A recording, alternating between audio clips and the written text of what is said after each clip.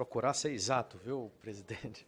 Obrigado, deputado Pedro Paulo, pela oportunidade que está sendo aqui garantida aos estados por uma representação nacional. O CONSAD se sente muito honrado, deputado, de estar presente no momento em que se debate, de fato, com muito cuidado, o futuro dos serviços públicos. Quando a gente fala, às vezes, em reforma administrativa, muitas vezes... Eu estou ganhando um tempinho que eu estou vendo ali agora, né? Muitas vezes nós percebemos que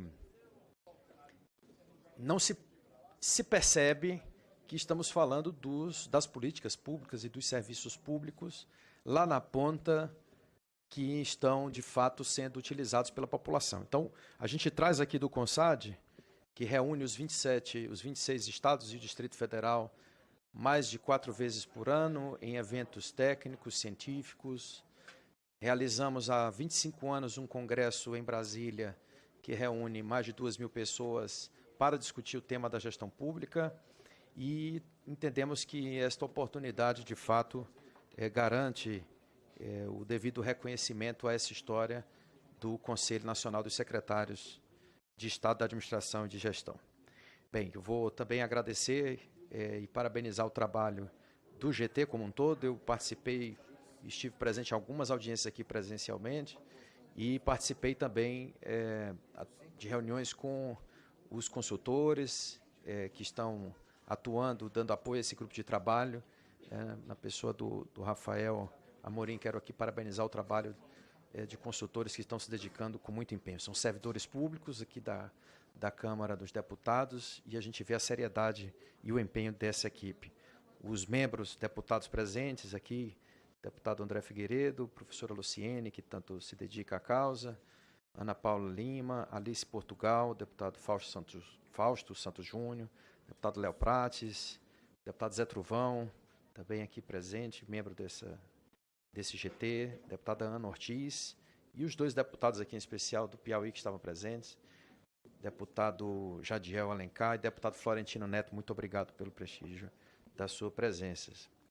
Bem, o CONSAD, para que todos conheçam um pouco, de fato é o órgão de representatividade nacional das secretarias de Estado da Administração e de Gestão, que tem 25 anos de história, como eu já falei no início, mas que nos últimos anos tem aprofundado o seu trabalho técnico com a construção de grupos de trabalho GTs permanentes em 9 eixos de trabalho. E, coincidentemente, deputado Pedro Paulo, a gente viu que dos 9 eixos, os que nós trabalhamos no GT, 7 estão aqui em pauta na reforma administrativa, né? A gente tem feito um trabalho sempre de aprofundar esse debate pensando no relacionamento e na cooperação federativa. O Ministério de Gestão e Inovação em Serviços Públicos tem estado presente sempre, ministro Esther, tanto com a participação de Vossa Excelência, como também dos seus secretários nacionais, dos seus assessores, para garantir que qualquer debate de gestão pública, o CONSAD também tenha a presença e o compartilhamento das informações através do Ministério de Gestão e Inovação. O trabalho que nós realizamos, portanto, quando foi anunciado que o presidente da Câmara dos Deputados iria iniciar um estudo em tempo realmente muito eficiente, né? Deputado, você falou aqui na abertura, temos que ser eficientes também no serviço do trabalho do GT. Nós, rapidamente, também mobilizamos todos os grupos de trabalho do CONSAD, através da coordenação do secretário do Mato Grosso do Sul, Frederico Fellini, que promoveu uma pesquisa que ouviu mais de 300 gestores públicos, incluindo os secretários e secretárias adjuntos de todos os estados, e essa pesquisa nos deu rapidamente um panorama desses 7 eixos, dos eixos que são debatidos aqui nas audiências públicas durante o trabalho do GT, e que vão nos dar, tenho, sem dúvida nenhuma, o caminho, acredito que vão dar para todos que nos assistem e que estão dedicados a esse debate, o caminho para uma reforma administrativa, de fato, que atenda aos anseios da população e que consiga garantir os direitos dos servidores públicos e a eficiência do uso dos recursos públicos por parte dos gestores. Essa pesquisa, portanto, abordou como um dos eixos, e é importante aqui registrar que o CONSAD trabalha em parceria com diversas entidades do terceiro setor, né, que o Guilherme está aqui presente, que tem todo o apoio do República, que esteve aqui também presente nas audiências, na audiência pública que abriu esses trabalhos, e nós entendemos como consenso no CONSAD o tema da avaliação de desempenho e gestão por competências como uma diretriz que deve constar do texto constitucional, que deve estar voltada para a valorização do trabalho dos servidores através do reconhecimento do serviço prestado dia a dia nas diversas áreas de atuação dos estados, dos municípios e da própria União. Portanto, o resultado dessa pesquisa predominante, que teve mais peso, apontou para que uma reforma administrativa que tenha, de fato, capacidade de gerar efeitos em todo o país, precisa fazer constar na nossa legislação federal a obrigatoriedade de uma avaliação periódica com base em metas indicadores institucionais e apoiada por formação técnica de lideranças qualificadas. Exemplos práticos disso é que, quando se fala em avaliação de desempenho de servidores, muitas vezes se confunde com o preenchimento de um checklist ou de um formulário, ou muitas vezes o temor que os servidores sempre apontam de se levar para o caminho de uma perseguição ou de uma pressão no ambiente de trabalho. Pelo contrário, uma avaliação de desempenho que a reforma administrativa venha a constituir como proposta legislativa, ou mesmo de emenda ao texto constitucional, deve prever sempre instrumentos individualizados de avaliação de desempenho acordado pelos servidores públicos, como nós temos visto alguns estados já implantando com sucesso, como Minas Gerais, a Bahia, o próprio Piauí, que tem feito esse trabalho de avaliação de desempenho individual, já implantando diariamente nas nossas rotinas de trabalho, e a gente imagina que uma diretriz nacional que envolva estados e municípios seja muito mais eficaz quando sairmos aqui desse trabalho do GT.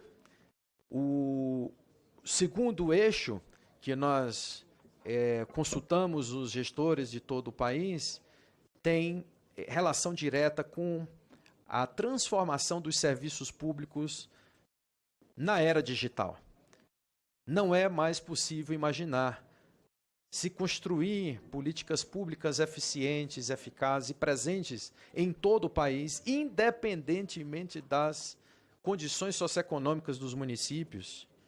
É preciso garantir saúde e qualidade em todos os municípios do país. É preciso se garantir educação de qualidade em todos os municípios do país. E por isso que a gente reforça a importância do investimento e da assertividade na adoção de ferramentas de governo digital, ferramentas simples, mas que a gente talvez ainda não tenha conseguido compreender o tamanho do seu impacto, como o uso da Carteira Nacional de Identidade como uma matriz única de direcionamento de política pública. Todos nós que estamos aqui, independentemente do cargo, somos uma pessoa única identificada pelo governo e não devemos ter a dúvida de quem é que deve cuidar da nossa saúde. É o município? É o Estado? É a União? Isso para o cidadão não interessa. O que interessa para o cidadão é que ele quer e deve receber o serviço público de qualidade. E da nossa parte, como gestores, também não deve ser um obstáculo para a prestação do serviço público, se estamos no limite das competências estaduais, ou isso é uma competência municipal, ou aquilo é uma competência da União, e a gente ficar amarrado porque não temos os instrumentos necessários. A transformação digital da gestão pública passa pela unificação e por uma governança interoperável das bases de dados públicas.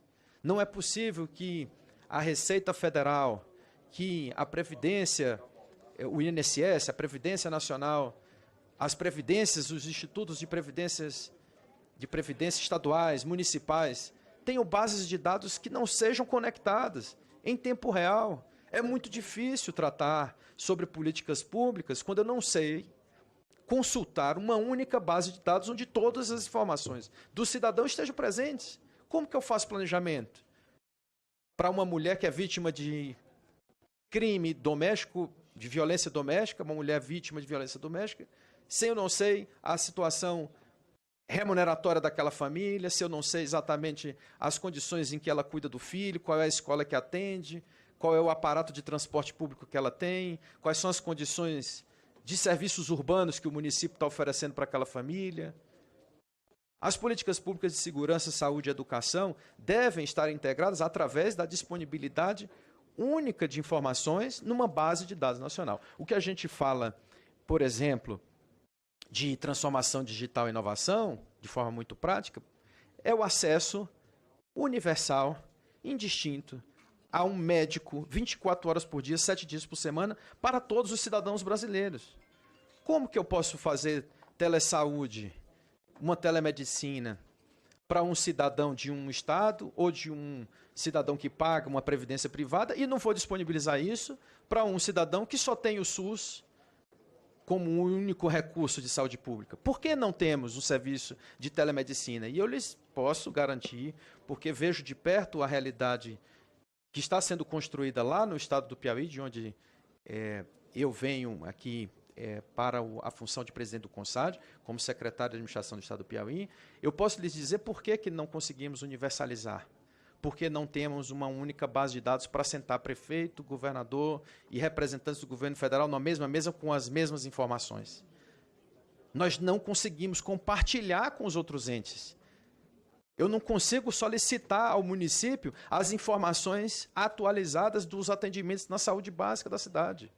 Por quê? Porque não garantimos a estrutura da administração pública nacional, a infraestrutura tecnológica unificada que é necessária para se realizar serviços de qualidade e adequada aos tempos atuais.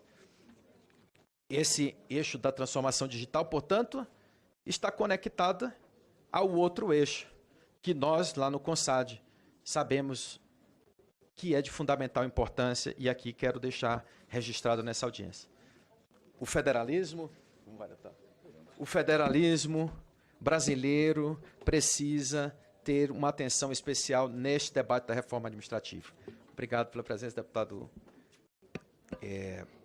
Castro, meu amigo que está aqui do Piauí também nos prestigiando. Olha só, é impossível se fazer governança de políticas públicas sem a cooperação técnica entre os 3 entes da federação com capacidades institucionais equilibradas. Nós estamos falando de capacidades institucionais para realizar serviços públicos. Eu dei o exemplo da capacidade institucional simples, que é o recurso da tecnologia. Mas eu vou falar de outro que é também fundamental para que a federação ganhe o equilíbrio e avance na qualidade dos serviços públicos. A capacidade de pagamento dos servidores públicos. As responsabilidades de um município de 5 mil habitantes, de 20 mil habitantes, de milhões de habitantes, as responsabilidades e as competências constitucionais são as mesmas. O cidadão não pode ter serviços públicos municipais diferentes porque o município tem mais ou menos capacidade arrecadatória. Municípios do seu estado, deputado Pedro Paulo, recebem royalties e têm, portanto, capacidade arrecadatória muito distinta de outros municípios. Outros municípios têm uma atividade industrial forte, comercial muito forte, por isso arrecadam muito ISS. E os que não têm? Como vão sustentar um quadro de procuradores, de médicos, de professores, com a mesma capacidade institucional de realização de serviços públicos? Por isso aqui, nesse ponto do federalismo e da cooperação técnica entre estados, municípios e União, eu gostaria de deixar registrado a proposta concreta do CONSAD de que, partindo da iniciativa do governo federal de realizar um concurso público unificado, os estados e municípios também tenham a possibilidade de aderir a esses concursos. Porque quando a gente fala de gestão por competências, a gente não pode deixar de perceber que as mesmas competências de um médico em um estado devem ser as mesmas competências de um médico em outro estado, em um município, em outro município, de um professor também, ainda mais. Portanto, se eu faço um concurso público, um esforço para um concurso público nacional unificado, por que um município ou um estado não pode aderir ao resultado desse concurso e contratar aqueles classificados no concurso público? Por que não? E ainda mais, eu avanço ainda mais, se vamos falar de soluções nacionais e que deem aos estados e aos municípios as mesmas capacidades institucionais, por que não um financiamento nacional para a remuneração dos servidores públicos em áreas estratégicas que sejam? Algumas áreas. Por que não um financiamento nacional? Porque é injusto que alguns estados tenham um desenvolvimento econômico ou oportunidades ou riquezas naturais que geram maior arrecadação, a União fica com a maior parte do bolo tributário, as responsabilidades são as mesmas e a gente não distribui também o financiamento do pagamento desses servidores. Vou dar um exemplo. O município entra num litígio judicial contra a União. O procurador, o advogado contratado do município, vai litigar do outro lado com um batalhão de procuradores federais, advogados da União, defensores da União, Ministério Público Federal. Com que paridade de armas eu vou ter o meu serviço público naquele município? Como que eu vou defender os interesses daquela população diante de um estado que tem de 1 milhão de habitantes, dezenas de milhões de habitantes, e outro que tem 2 milhões, 3 milhões, como é o nosso estado do Piauí? É preciso pensar que cooperação técnica não é só cooperação de informações, de livros, porque isso a gente faz muito bem já. As universidades hoje estão democratizadas, o ingresso com recurso de cotas, nós temos o Enem, que nacionaliza as oportunidades. A gente já avançou muito, mas a entrada dos servidores públicos, a garantia das capacidades institucionais também tem que ser equânimes, e eu acredito que esse seja um dos principais objetivos que o CONSAD gostaria de alcançar nesse debate da reforma administrativa. Presidente, nosso tempo, eu estou tentando ser como o senhor terminou, exato no tempo. Uma mensagem final, é claro que a gente precisa aqui fechar esse debate e essa participação do CONSAD, frisando que temos um foco no trabalho do CONSAD, na profissionalização da gestão pública. Isso é um tema que eu acredito que seja consenso. Nós sabemos que o mandatário, aquele que recebe do povo no regime democrático o direito e o dever de liderar um estado, um município ou a própria nação, ele também recebe, junto com o mandato democrático por voto popular direto, a responsabilidade de nomear gestores profissionais. E quando esses gestores assumem as suas responsabilidades de políticas públicas, também têm a responsabilidade de convocar servidores públicos cada vez mais capazes de realizar serviços de qualidade. Por isso os concursos estão ficando mais complexos, mas a gente não pode mais deixar permanecer a assimetria de capacidades institucionais, levar à população brasileira essa assimetria da qualidade dos serviços públicos. A gente pensa sempre que esse caminho passa pela avaliação permanente de desempenho dos serviços públicos. É preciso consultar permanentemente os cidadãos sobre qual a sua percepção sobre qualidade, dar transparência a essa percepção de qualidade e, mais ainda, dar ao servidor a consciência da qualidade do serviço que ele presta remunerado pelo Estado. Esse é o espírito da avaliação que nós entendemos ser justa e orientada por resultados. A transformação digital, como disse, deve passar pela construção de bases de dados interoperáveis entre estados, municípios e a União. A gente não pode mais permitir, tendo as ferramentas que nós temos, tendo o conhecimento que nós temos, que a administração pública não avance por mera falta de infraestrutura tecnológica unificada do país.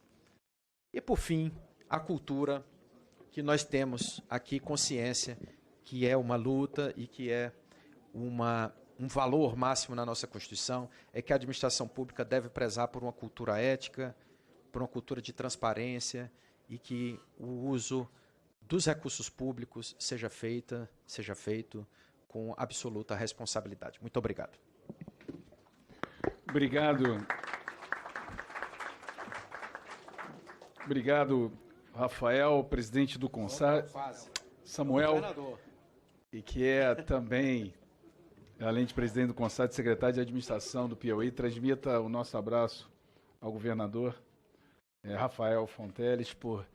O governador viria a essa audiência na semana passada, mas a gente resolveu adiar para essa semana e o governador não pôde, mas agradeço a ele a disponibilidade. Muito obrigado pelas suas contribuições. E eu queria de imediato também passar aqui a palavra para o nosso querido prefeito de Salvador, prefeito Bruno Reis. O senhor dispõe de 20 minutos, prefeito. Boa tarde a todos e a todas. Eu queria de forma muito especial cumprimentar os deputados federais e deputadas presentes. Peço licença para fazer em nome dos deputados e deputadas da Bahia, diante do tempo.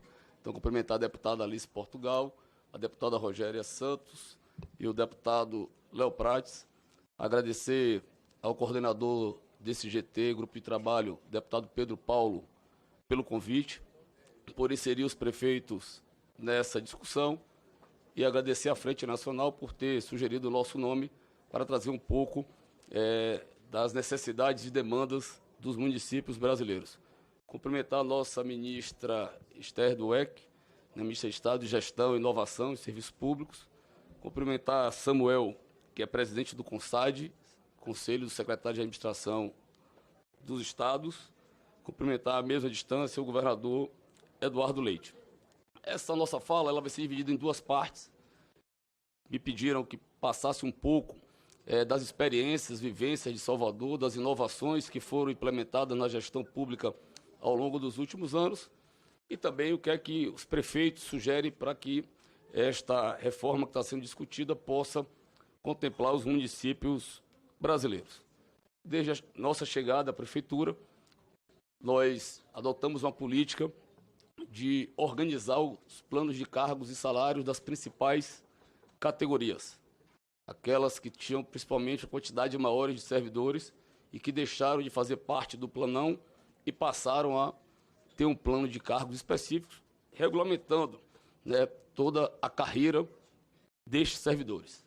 Também com o intuito de valorizar, reciclar e atualizar a formação desses servidores, nós criamos duas escolas públicas, uma de saúde e outra da educação, que são centros de formação dos nossos servidores, para possibilitar que eles possam ter um desempenho cada vez melhor.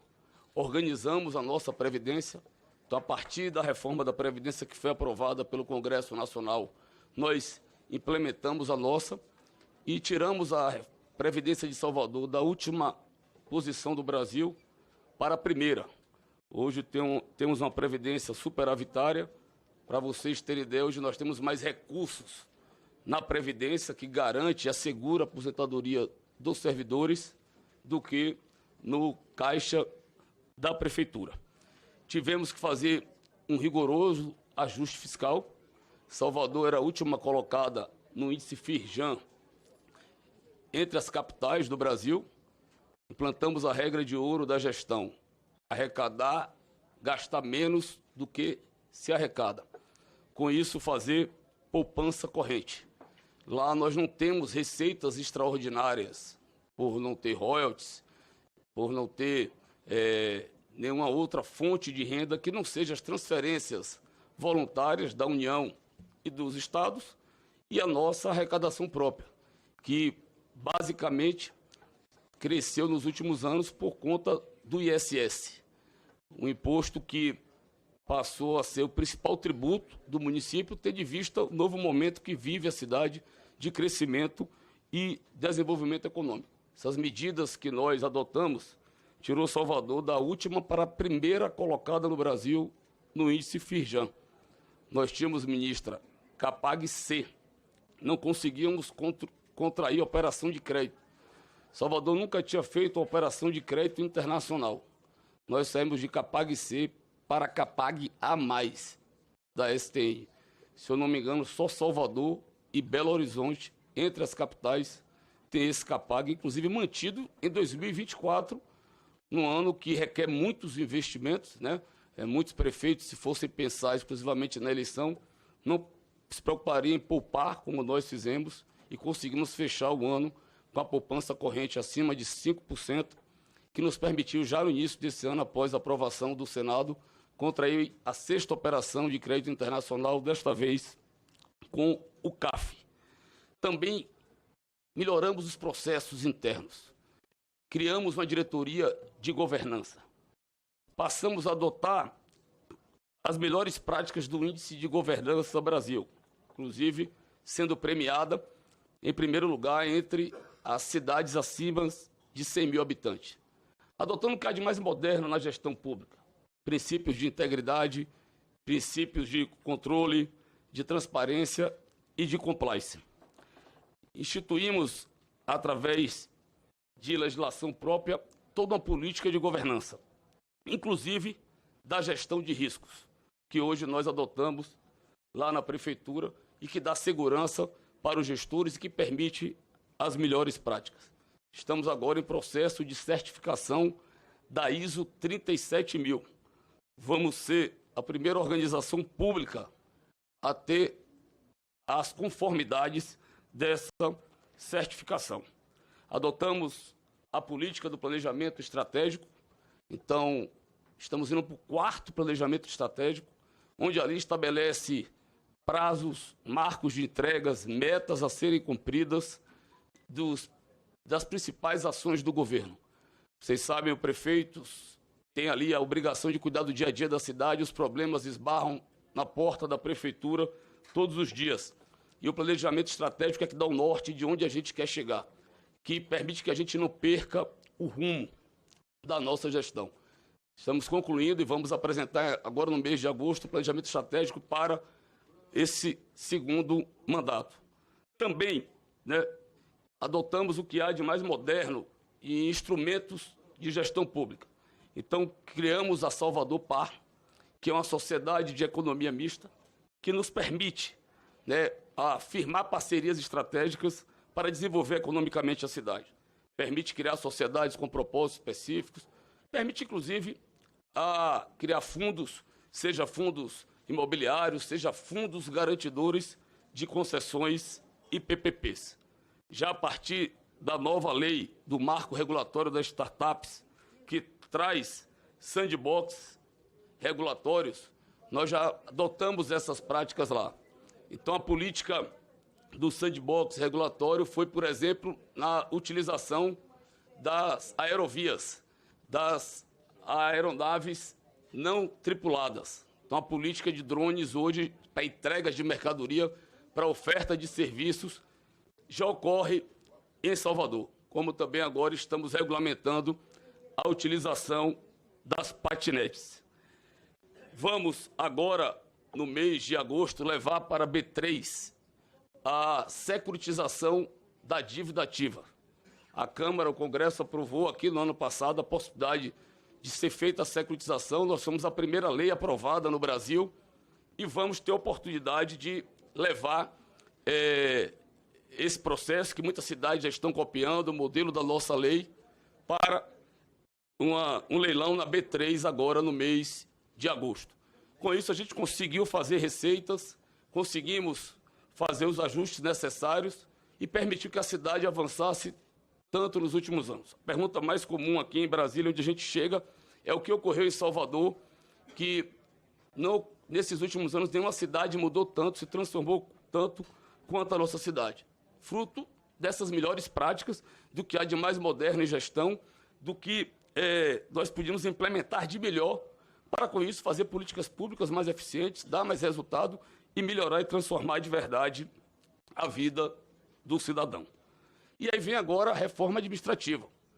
E o que é que nós, prefeitos, consideramos e que foi pedido para colocar aqui, de forma clara, coordenador do GT, Pedro Paulo. Primeiro, a aplicabilidade entre os 3 entes. Que ela possa ser uma reforma 3x3, que possa chegar aos municípios. Em especial, na implementação de critérios de avaliação de desempenho para garantir a meritocracia, para remunerar por resultados, por produtividade, por cumprimentos de metas, sejam elas vinculadas ao plano de governo, sejam elas vinculadas ao planejamento estratégico, sejam elas vinculadas às políticas públicas que venham ser estabelecidas.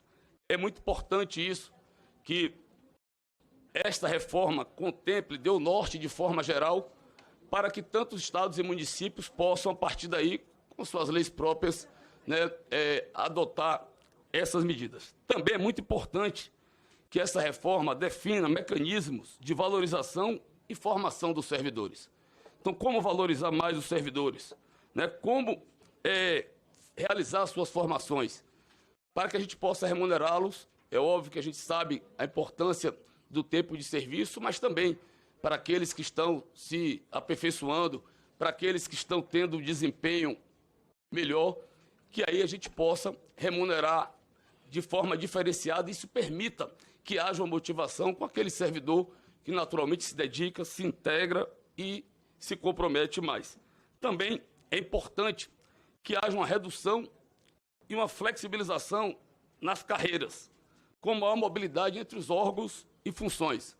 O nosso secretário de administração defendeu isso aqui muito bem e explicou a dificuldade que há. O prefeito, o governador do Rio Grande do Sul falou aqui também de servidores que estão em um órgão que recebe vantagens e remuneração diferente de outros e que esse possa ter uma equidade, um equilíbrio e, consequentemente, você possa ter uma mobilidade maior desses servidores, permitido que, efetivamente, a gente possa até, nas políticas públicas, que são aquelas mais cruciais, fundamentais, ter os melhores quadros trabalhando para tirar esses programas, projetos, iniciativas do papel.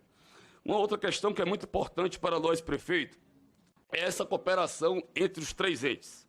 Seja das políticas públicas já existentes, as atuais, os programas que existem hoje de forma compartilhada, definindo claramente as competências, as atribuições do papel de cada ente federativo, as suas responsabilidades e atribuições, sejam demandas novas que estão surgindo.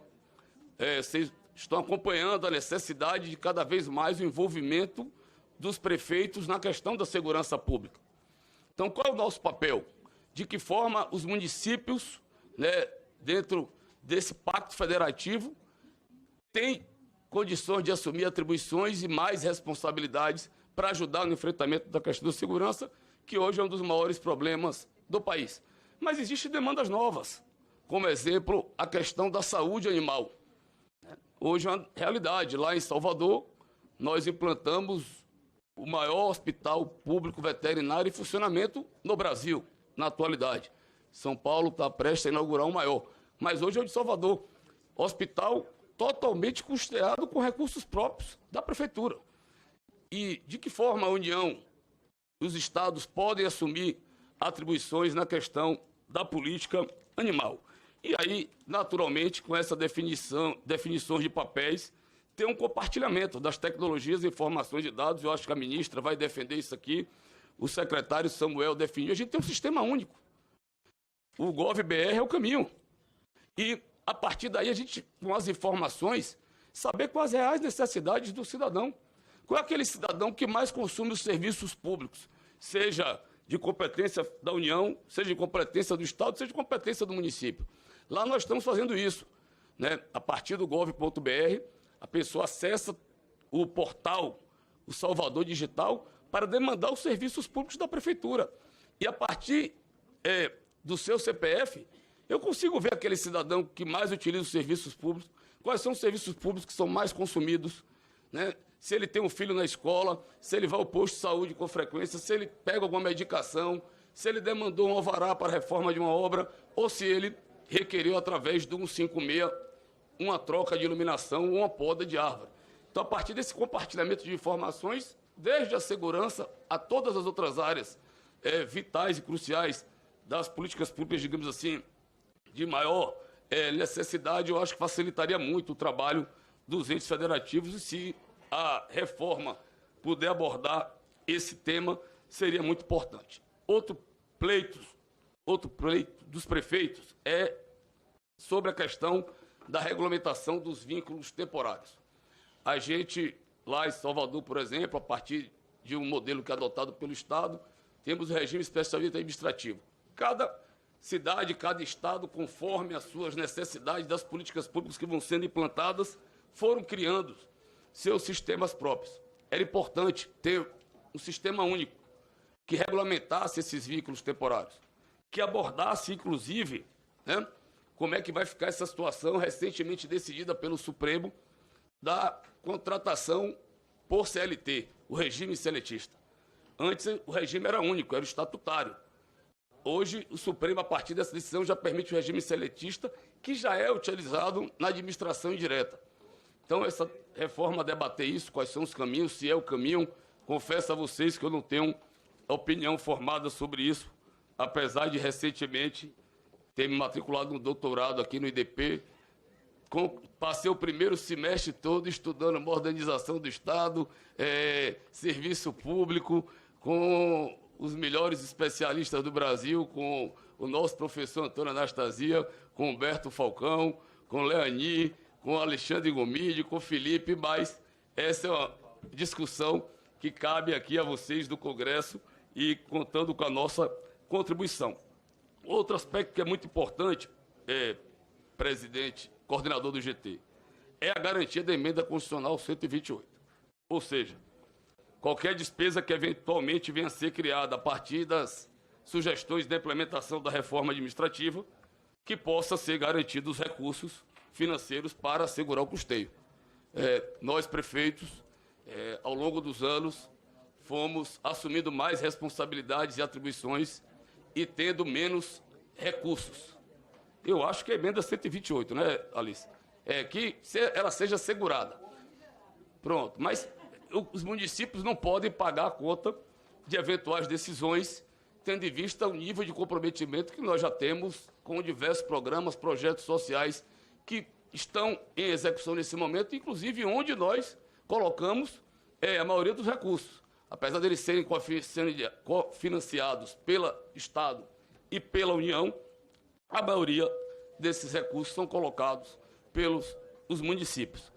Outro aspecto importante que ainda a legislação brasileira não contempla, eu quero chamar a atenção daqui da comissão, é a figura da organização social pública. A gente está, nos últimos anos, diversos serviços públicos sendo prestados em parcerias com as OSs, seja para a gestão de hospitais, de UPAs, de alguns serviços públicos específicos. E nós não temos a figura da regulamentação da OS pública. Digamos assim, é mais uma figura que surge na estrutura do Estado. Ela equivale a uma OS privada e que permite à gestão pública os benefícios que a OS privada tem para a adoção de políticas públicas específicas. Então, nós criamos lá recentemente a Salvador Inclusão, para essa organização social ficar responsável por toda a parte de inclusão do município. Um dos maiores problemas que os prefeitos enfrentam hoje, o Congresso está debatendo esse assunto, é a questão dos agentes de desenvolvimento infantis, para atender as crianças com deficiência na rede pública municipal. Lá, para vocês terem ideia, nós tínhamos, ano passado, em 24, 5 mil crianças com deficiência na nossa rede. Esse ano nós fomos para 8 mil. Aumentamos 3 mil crianças de um ano para o outro. Fruto dos serviços que a gente vem oferecendo e, naturalmente, pela demanda que existe de atender crianças que passaram a ter problemas de déficit de atenção, passaram a desenvolver estágios iniciais de autismo e precisamos contratar esses profissionais. Eu tinha 2.300 agentes de desenvolvimento infantil, já tenho 4 mil e preciso pelo menos chegar a 5 mil. Só que nós não temos recursos para isso. Então, através dessa OS, que vai ser responsável por toda a política de inclusão do município, a gente vai poder ampliar essa contratação e desenvolver as diversas outras políticas que o município já faz na área de inclusão e ampliar essas políticas. Ela é inspirada na OS que tem em Contagem e outras que já existem em alguns lugares que são responsáveis por políticas públicas específicas. No caso de Contagem, é a área de saúde. Então, ela faz a gestão lá do hospital, da UPA. Então, é um novo mecanismo que vem surgindo para que nós, gestores que estamos lá na ponta, precisamos dar resposta, precisamos nos adequar a essas novas realidades e fazer esses avanços na legislação. Por fim, tendo em vista que meu tempo está acabando, é o custeio do serviço público, eficiência, digitalização dos serviços. Nós estamos vendo cada vez mais a chegada da inteligência artificial. Com isso, o privado vai cada vez mais oferecendo serviços públicos com um custo menor do que o público e nós precisamos ter mecanismos de eficiência, as políticas públicas estarem vinculadas a metas para que a gente possa oferecer um serviço público melhor e efetivamente cumprir o nosso papel, que é a melhora da vida do cidadão da nossa cidade, e quem vive nas cidades são as pessoas, e melhorando a cidade a gente melhora consequentemente o Estado e o Brasil. Muito obrigado, presidente, pela oportunidade.